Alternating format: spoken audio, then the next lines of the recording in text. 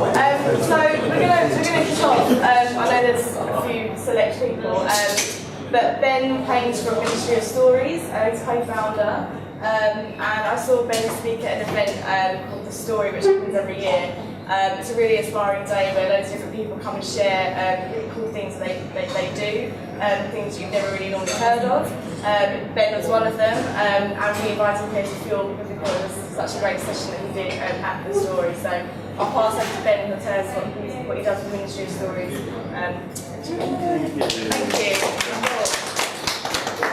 Thank you very much for inviting me today. Yes, my name is Ben. I'm the co-director and co-founder of the Ministry of Stories. The Ministry of Stories is a writing centre for children and young people. It's in Hoxton, Street, and we work with children aged 8 to 18 in town hamlets. I haven't got my microphone on, can you hear me? Yeah, you can hear me okay. So we run free writing workshops for young people aged 8 to 18. And what I'm going to do is just going to talk you through very, very quickly some of the stuff that we've done.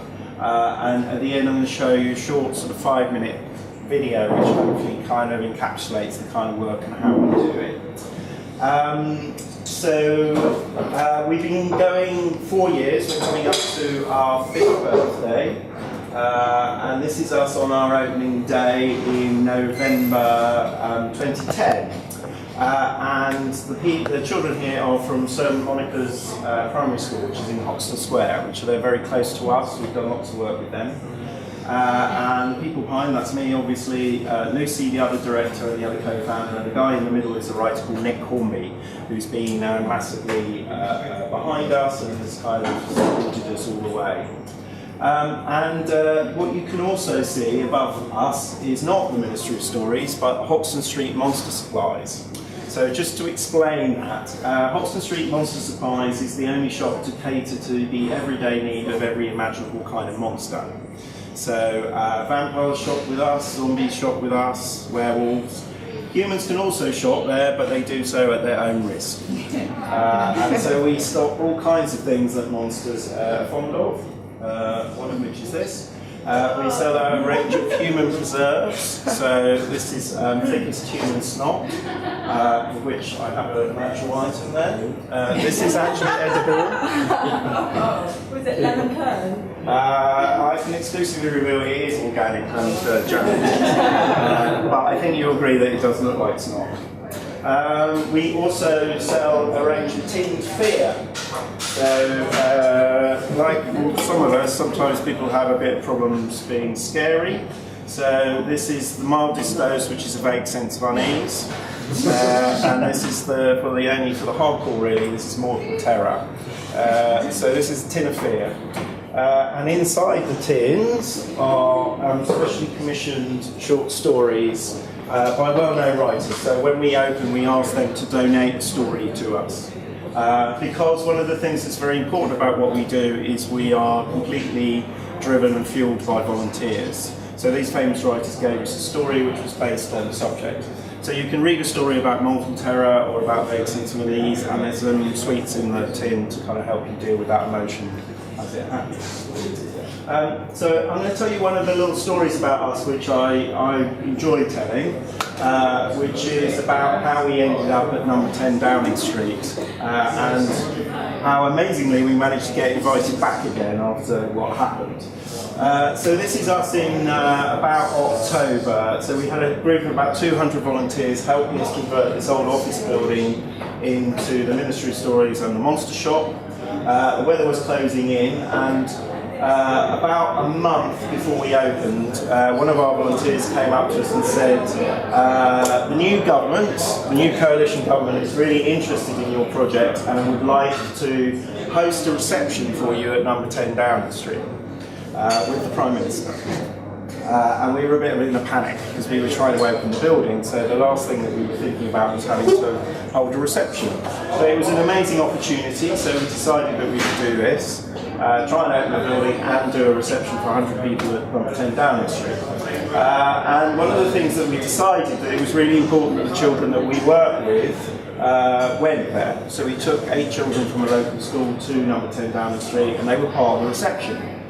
We were working a little bit on the hoof here because it was all making it up as it went along. And so we decided, well, with the children there, they're going to get a bit bored at this reception, so we're going to have to give them something to do. So what we decided to do was to give them 2 buckets, both buckets had names in. You put your hand in one bucket, bring out a red piece of paper, and they gave you the first part of your monster name. And the second piece of paper gave you the second part of your monster name. You put them together, and then the children would write a badge for every guest at reception. And the children wrote all of the names, which was amazing. And we rigorously went through all of the names to make sure there was nothing offensive in any of the names, monster names. So you put them together, it would normally come out as Mrs. Tinkle Tanglefoot or Mrs. Grumpy Buggleears or something like that. Worked like a complete dream. And here are these 2 boys with the buckets at No.10 Downing Street. And it worked brilliantly until the Prime Minister came into the room. And they didn't really know who it was, so they stepped up with their bucket and said, would you like to know what your monster name is? And he said, yes, of course I would. And he reached into the buckets and came out, Mr. Cunning Slimy Fingers. Which was a bit of a car crash. But anyway, he took it all in good part. And a couple of years later, we were invited back again. And these are children who came and ran their own cabinet meeting at No.10 Downing Street. And they did this all through running their own writing workshop with adults. These children had an amazing day.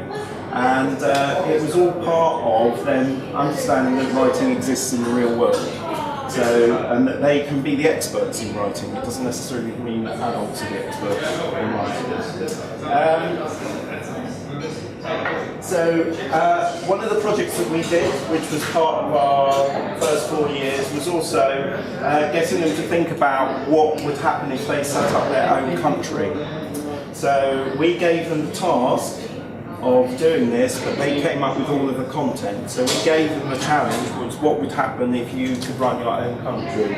So it was called the Children's Republic of Shoreditch, and they wrote all the laws and all the constitution. They wrote a national anthem, which they chose the musical genre, which of course was soft rock, which is not usual for a national anthem, but it was nice. They had a whole dance routine to it as well. They created a civil service, they created a secret service, and they also created their own embassy building. So this was on Hoxton Street as well, and other children could come and visit it, and they created all of the activities. So there was passport control, border control, you had a citizenship test, which if you were an adult you would inevitably fail, and it was something that they ran for a whole 6 weeks, and enabled their ideas to sort of come to fruition and come out and take shape in a really concrete way, and it was a way of the local community sort of understanding more about what we do.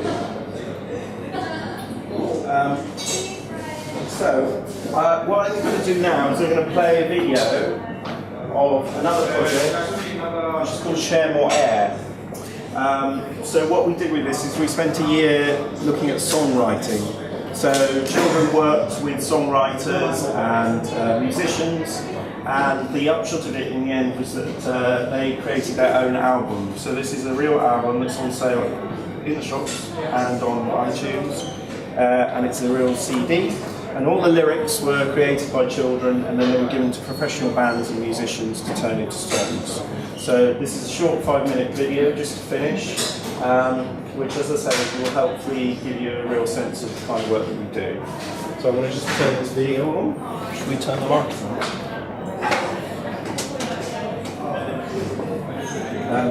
I have the messiest desktop in the whole world, so please ignore that.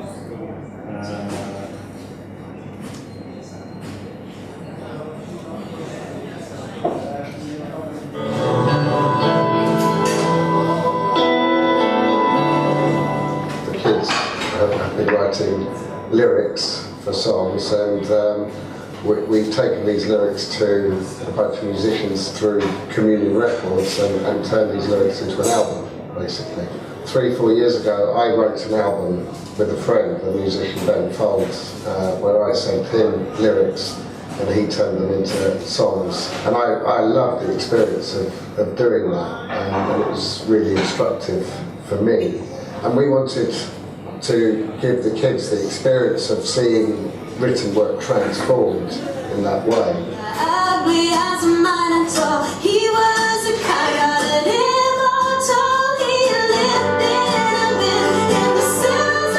What the song is basically about is describe his life and what he's going through, and if he wanted to change, but he had to make a decision. Stay dirty and have superpowers, or be clean and everyone will come and talk to you, be merry, have friends again.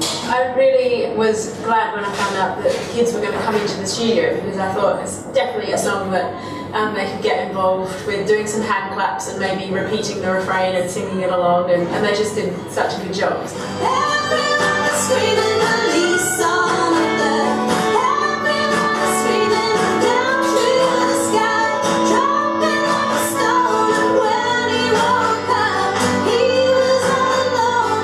Once there was a man, his name was Frankie.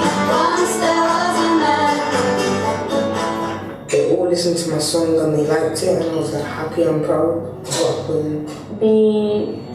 The boy that wrote that song had been kind of working on the story behind it for a really long time. Actually, like for the whole course of the project, which was about a year, it really felt like the song, the sound of the song encapsulated the whole sense of transformation, freedom, and liberation that came from his story. And I think particularly for the child that wrote the lyrics as well, we've seen massive growth in terms of his confidence and his engagement in what we're doing here. And so I feel like that song just really beautifully mirrors his experience with us and how proud we feel of him and all that he's kind of achieving. One day they left footprints and a shy fire. Neither of them had friends. Perfectly on a fire. They were starting new school. They were in year 2. They were starting new school in a class called Blue. Yeah, usually most of those have changed my life. In most of stories, you can use stories to communicate to others, or you can use stories to find things, and it's going to be a great experience.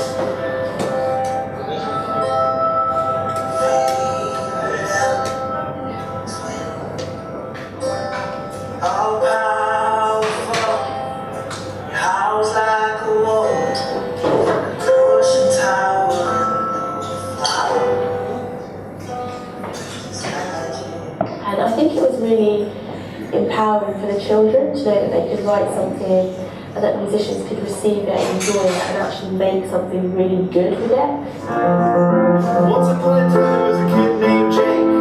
He was truthful, nothing people there could make him a fool. He was smart,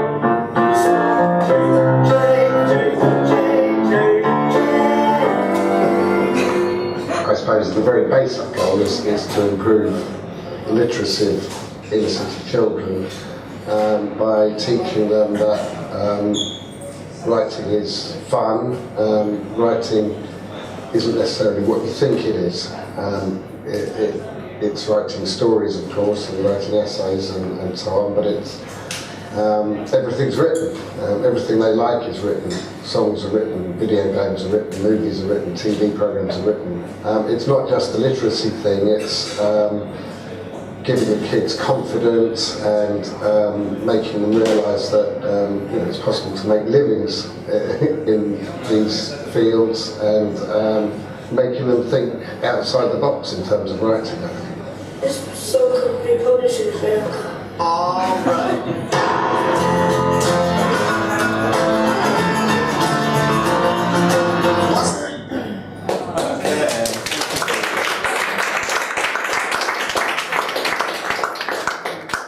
So I just wanted to finish off with a bit of a question to all of you. We need lots of people to help us with the one-to-one mentoring, which is actually the crucial thing that makes the difference and makes these kinds of things happen. So we usually have an active group of about 500 volunteers who kind of come in and donate their time to working with children and young people on their writing. And they're doing all kinds of projects. So this was a kind of big project, but we do very small, kind of little tiny ones every week. So that may be something that you're interested in. If you are, you can go to our website and sign up at ministryofstories.org/volunteer, and it will tell you how. I'll send around the link after Okay, the presentation. brilliant. The other thing to ask you, you're a marketing company, and I need to do a bit of market testing, which is that you're not. You're a media agency, so that's different, Yes. isn't it? Yes. Okay. What I want to know really is we're just relaunching our kind of supporters group. So we've got like 3 levels of monthly donation, which is £7, £14 and £26 a month. Completely honestly, on the basis of what I've talked about today, would any of you consider making a donation? Yes. Okay. And what level, if you could put up your hands, if I said £7, who would be interested in doing £7 a month? Okay. Hi, 14? 26.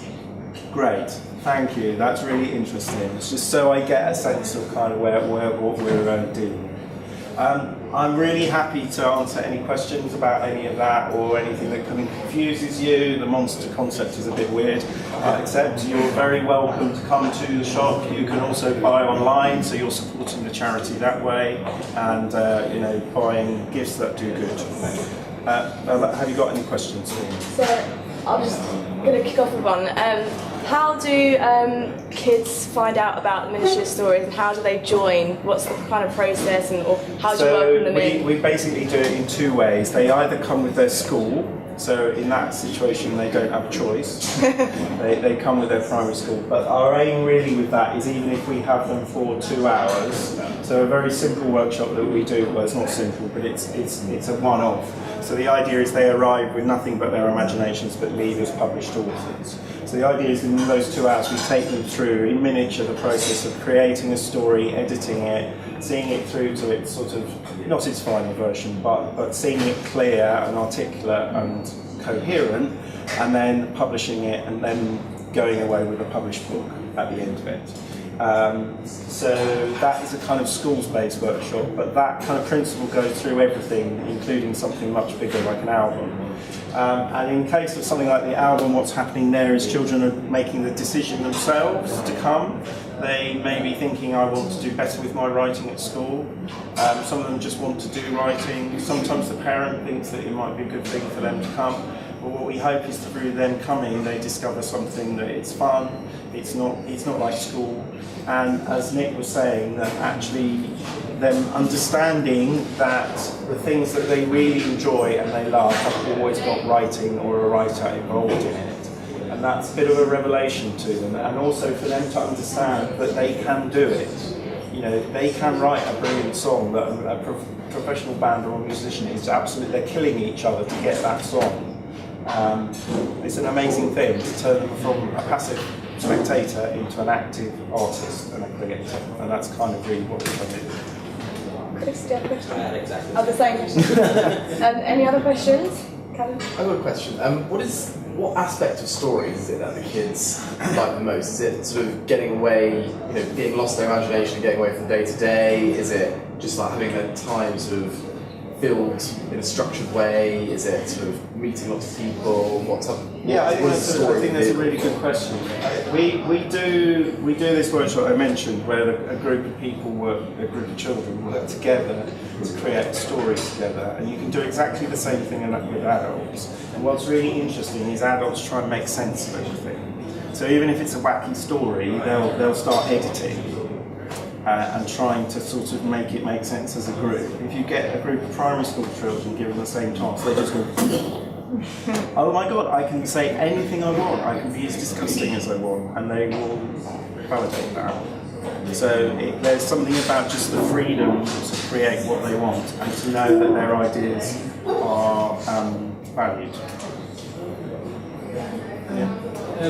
For your organisation, do you tend to exist as an independent piece that people come to, or do you ever work, say, with partners and the like? Yeah, no, we always need people to work with. So Communion Records, we wouldn't have been able to create that album without them.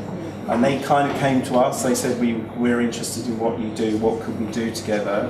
And we took Nick's idea, which was that he'd done this project with Ben Folds, and we thought, well, what would happen if children wrote lyrics and you work with a record producer to give them to bands and musicians? And we work with all kinds of, it was potentially that we're going to work with the Houses of Parliament on speech writing. We like to do things in completely uncharted ways, so putting children and young people in situations where actually normally they don't get that kind of opportunity. That's really interesting and exciting to us. What was inspired you into starting this? Where the idea came from and how many people were involved? So there's a project now with 7 centres across America called the 826 centres, which was set up by a writer called Dave Eggers. He did that about 15 years ago. Why 826? It's on, if you go to the Mission District in San Francisco, it's at number 826 Valencia Street. But they've taken that name, and now there's one in Chicago, New York, and they've all taken this idea of a writing centre that's hidden behind a sort of bizarre shop. So the one in San Francisco is a shop for pirates, the one in New York is a shop for superheroes, the one in Los Angeles is a shop for time travellers. And it just exists on a normal street. So if you come to Hoxton Street, we are between a dry cleaners and a nail bar called Extreme Nails, which was makes me laugh. It's a kind of, it's supposed to be a story in itself. You come and you go, what is that? And walk in, and it creates an imaginative world. And how do you get funding for, having a store open on the high street? How does this? We get some public money. About 20% of what we get comes from the Arts Council. We have some corporate partnerships. We get charitable donations through trusts and foundations. We have interdivision donors, so we have people giving us larger gifts, and then we have lots of people giving smaller gifts. We also, the shop is a proper shop, so it contributes, it pays for itself, and it contributes unrestricted money which every charity needs to keep itself going, and it's also part of our whole brand, I guess. You can go to Liberty, we're in Liberty as well. That was a very funny story. We had the creative director of Liberty came down to the shop when there were loads of children and loads of volunteers and parents, and he came in with a big scarf on and just said, "I want it all!" And so he's got a little, not really a concession, but he's got a little version of Hoxton Street Monster Supplies in Liberty. So do you do any outreach work into with other primary schools around the country or within London or whatever? At the moment we can only work within those 3 boroughs because London's so huge, and we have enough schools coming to us to fill what we do.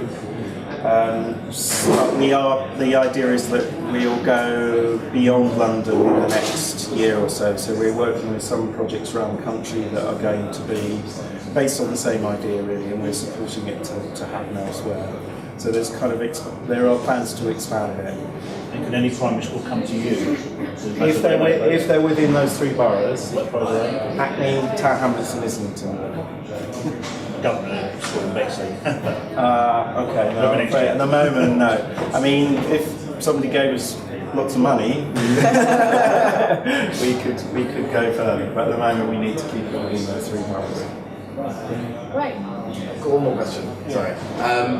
What are your thoughts on stories being used as therapy? It's obviously used in children to help them develop their confidence in life. I mean, I've witnessed firsthand the power of storytelling and reading and getting old people to write, particularly old people with dementia and Alzheimer's. It's actually a really fantastic therapy for getting people sort of thinking and following sort of threads of stories and like.